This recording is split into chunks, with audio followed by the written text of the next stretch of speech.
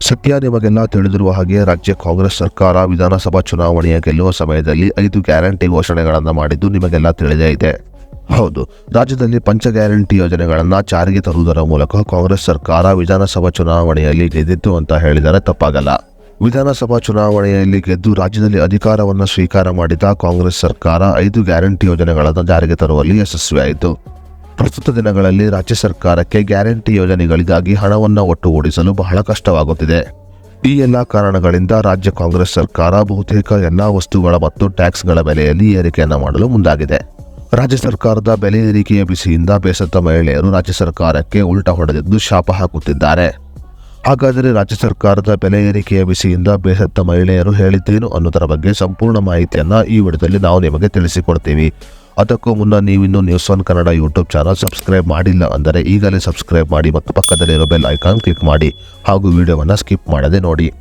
ನಿಮಗೆಲ್ಲ ತಿಳಿದಿರುವ ಹಾಗೆ ರಾಜ್ಯ ಕಾಂಗ್ರೆಸ್ ಸರ್ಕಾರ ಪೆಟ್ರೋಲ್ ಮತ್ತು ಡೀಸೆಲ್ ಬೆಲೆಯಲ್ಲಿ ಭಾರಿ ಪ್ರಮಾಣದ ಏರಿಕೆಯನ್ನು ಮಾಡಿದೆ. ಹೌದು, ರಾಜ್ಯ ಸರ್ಕಾರ ಪೆಟ್ರೋಲ್ ಬೆಲೆಯಲ್ಲಿ 3 ರೂಪಾಯಿ ಮತ್ತು ಡೀಸೆಲ್ ಬೆಲೆಯಲ್ಲಿ 3.5 ರೂಪಾಯಿ ಏರಿಕೆ ಮಾಡುವುದರ ಮೂಲಕ ವಾಹನ ಸವಾರರ ಬೇಸರಕ್ಕೆ ಕಾರಣವಾಗಿದೆ. ಗ್ಯಾರಂಟಿ ಯೋಜನೆಗಳಿಗಾಗಿ ಸಾಕಷ್ಟು ಹಣ ಬೇಕಾಗಿರುವ ಉದ್ದೇಶದಿಂದ ರಾಜ್ಯ ಸರ್ಕಾರ ಪೆಟ್ರೋಲ್ ಮತ್ತು ಡೀಸೆಲ್ ಬೆಲೆಯಲ್ಲಿ ಏರಿಕೆಯನ್ನು ಮಾಡಿದೆ. ಸದ್ಯ ಪೆಟ್ರೋಲ್ ಬೆಲೆಯಲ್ಲಿ 3 ರೂಪಾಯಿ ಮತ್ತು ಡೀಸೆಲ್ ಬೆಲೆಯಲ್ಲಿ 3.5 ರೂಪಾಯಿ ಏರಿಕೆಯನ್ನು ಮಾಡುವುದರ ಮೂಲಕ ರಾಜ್ಯ ಸರ್ಕಾರ ಜನರ ನಂಬಿಕೆಯನ್ನು ಕಳೆದುಕೊಳ್ಳುತ್ತಿದೆ ಅಂತ ಹೇಳಿದರೆ ತಪ್ಪಾಗಲ್ಲ. ಇನ್ನು ರಾಜ್ಯ ಸರ್ಕಾರ ಪೆಟ್ರೋಲ್ ಮತ್ತು ಡೀಸೆಲ್ ಬೆಲೆಯನ್ನು ಏರಿಕೆ ಮಾಡುವುದರ ಮೂಲಕ ರಾಜ್ಯದ ಮಹಿಳೆಯರ ಬೇಸರಕ್ಕೂ ಕೂಡ ಕಾರಣವಾಗಿದೆ.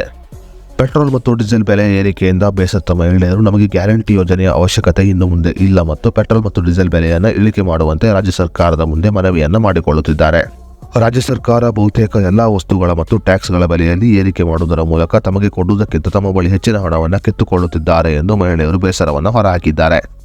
ತಿಂಗಳಿಗೆ ನಮಗೆ 2,000 ರೂಪಾಯಿ ಹಣ ಕೊಟ್ಟು 5,000 ರೂಪಾಯಿ ಹಣವನ್ನು ರಾಜ್ಯ ಸರ್ಕಾರ ಕಿತ್ತುಕೊಳ್ಳುತ್ತಿದೆ ಎಂದು ಮಹಿಳೆಯರು ರಾಜ್ಯ ಸರ್ಕಾರಕ್ಕೆ ಶಾಪವನ್ನು ಕೂಡ ಹಾಕುತ್ತಿದ್ದಾರೆ.